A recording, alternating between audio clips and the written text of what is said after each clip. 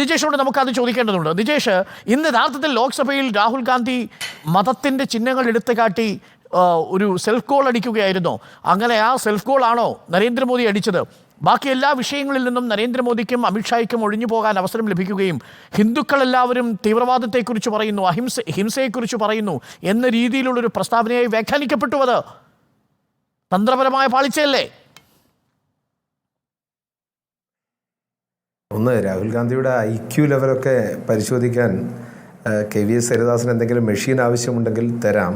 അത് ഇന്ത്യയിലെ ജനത കണ്ടുകൊണ്ടിരിക്കുകയാണ്. ഇന്ന് രാഹുൽ ഗാന്ധിയുടെ പ്രസംഗമാണ് മിസ്റ്റർ അരുൺ ഈ ഇന്ത്യയിലെ മുഴുവൻ ചാനലുകളിലെയും വാർത്താ ലീഡ് ഇത് സംസാരിച്ചു കൊണ്ടിരിക്കുന്നത്. അത് തെറ്റാണെങ്കിൽ പിന്നെ ശ്രീ അനിൽകുമാറിന് അഭിപ്രായം കമ്മ്യൂണിസ്റ്റ് പാർട്ടി ഓഫ് ഇന്ത്യ മാർക്സിസ്റ്റിനുണ്ടോ എന്ന് എനിക്ക് സംശയമുണ്ട്.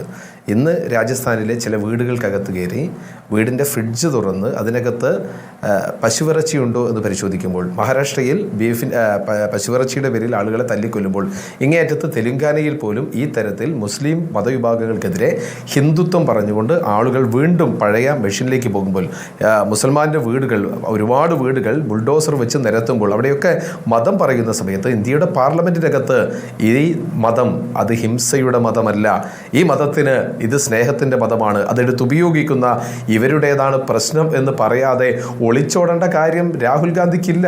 അങ്ങനെ ആർക്കെങ്കിലും പറയാൻ ബുദ്ധിമുട്ടുണ്ടെങ്കിൽ അവരാണ് ഒളിച്ചോടുന്നത്, പാളിപ്പോയ തന്ത്രങ്ങളുമായി വന്നാണ്. അതുകൊണ്ട് ഞങ്ങളത് സെൽഫ് ഗോളല്ല, ഇന്ത്യയുടെ പാർലമെൻറ്റിൽ 235 അംഗങ്ങളുടെ പിന്തുണയോടുകൂടിയാണ് രാഹുൽ ഗാന്ധി സംസാരിച്ചിട്ടുള്ളത്. അത് ഏതെങ്കിലും മതത്തിന് വേണ്ടിയിട്ടല്ല. ഒരു മതത്തിൻ്റെയും അട്ടിപ്പേർ അവകാശം ഒരുത്തനും കൊടുത്തിട്ടില്ല എന്ന് തന്നെയാണ് പറയുന്നത്. അങ്ങ് അയോധ്യയിൽ പോയി ഇത് ഞാൻ ഉണ്ടാക്കിയ അമ്പലമാണ് എന്ന് പറഞ്ഞ് പ്രാണപ്രതിഷ്ഠ നടത്തിയ ആ നരേന്ദ്രമോദിക്ക് ജനം കൊടുത്ത മറുപടിയാണ് അയോധ്യയിലെ വിധി. അതല്ലേ മനസ്സിലാക്കേണ്ടത്? ഇനി ഹിന്ദുത്വം പറഞ്ഞുകൊണ്ട് ഏതെങ്കിലും ദൈവങ്ങളുടെ ചിത്രം വെച്ചുകൊണ്ട് ഇതെല്ലാം ഞങ്ങളുടേതാണ് എന്ന് പറഞ്ഞാൽ ജനം അത് വിശ്വസിക്കുന്നില്ല. ജനങ്ങൾക്ക് വിശ്വാസമുണ്ട്.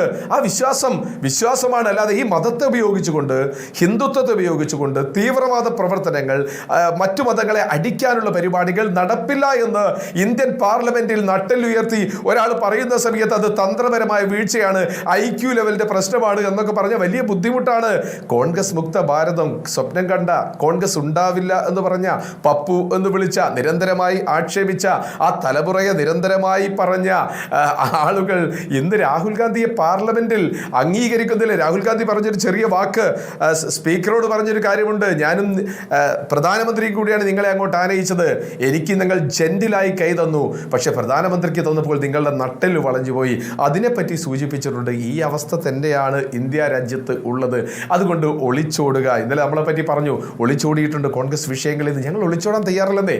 ഞങ്ങൾ ഏത് വിഷയവും ചർച്ച ചെയ്യാൻ രാഹുൽ ഗാന്ധി തയ്യാറാണ്. ഹിന്ദുത്വവും ചർച്ച ചെയ്യാൻ ഞങ്ങൾ തയ്യാറാണ് പാർലമെന്റിനകത്ത് എന്നൊരാൾ പറയുമ്പോൾ, ഇവർ നേരത്തെ കൊണ്ടുവന്ന അടിയന്തരാവസ്ഥ പറഞ്ഞപ്പോൾ ആ അടിയന്തരാവസ്ഥയെ തള്ളിപ്പറഞ്ഞ ഒരു രാഹുൽ ഗാന്ധി, ലോകത്തോട് തള്ളിപ്പറഞ്ഞ ഒരു രാഹുൽ ഗാന്ധിയുണ്ട്. ആ രാഹുൽ ഗാന്ധി ഏതെങ്കിലും ഒരു വിഷയം, IQ ലെവലൊക്കെ കിടക്കട്ടെ, ഏത് വിഷയത്തിൽ നിന്നാണ് മാറ്റമുണ്ടാക്കിയത്? ഡോക്ടർ അരുൺ വിശദീകരിക്കാം.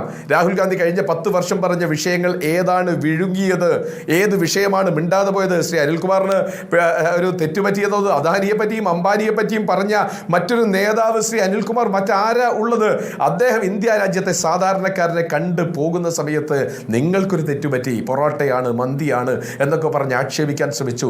ഞാൻ ആ യാത്രയോടൊപ്പം ഒരുപാട് സ്റ്റേറ്റുകളിൽ പോയതാ. മിസ്റ്റർ അനിൽകുമാർ, നിങ്ങൾ പറയണം, കർണാടകയിൽ പോയി അദ്ദേഹം കണ്ട 2 വിഭാഗം, ഒന്ന് ദേവദാസികളെ ബെൽഗാമിൽ, ഇപ്പുറത്ത് ട്രാൻസ്ജെൻഡർ ഉൾപ്പെട്ട ആളുകളെ, അവരോടൊക്കെ സംവദിച്ച ഒരു രാഹുൽ ഗാന്ധി ഉണ്ടാക്കിയെടുത്ത ഒരു അടിത്തറയുണ്ട്. ആ അടിത്തറ ഏതെങ്കിലും പണ്ടാരോ എഴുതി വെച്ച് ഈ രാജ്യത്തെ ഹിന്ദുരാഷ്ട്രം ഉണ്ടാക്കാനുള്ള പുസ്തകത്തിനകത്ത് അരിച്ചു പെറുക്കി കഴിഞ്ഞാൽ കിട്ടില്ല. ജനങ്ങളിൽ നിന്ന് ജനങ്ങളുടെ അഭിപ്രായമെടുത്ത് ഒരു നേതാവ് ഉണ്ടായി വരുന്ന സമയത്ത് അതിന് അംഗീകരിക്കാനുള്ളൊരു മനസ്സ് വേണ്ടേ?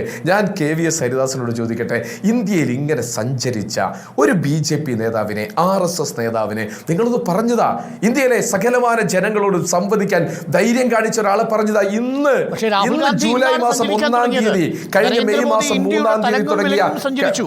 ഹിമാലയം മുതൽ കന്യാകുമാരി വരെയും, വിവേകാനന്ദ പാറ മുതൽ അങ്ങ് ഋഷികേശ് വരെയും, പിന്നെ കേദാർനാഥിലും പോയിട്ടുണ്ട് നമ്മളുടെ പ്രധാനമന്ത്രി നരേന്ദ്രമോദി.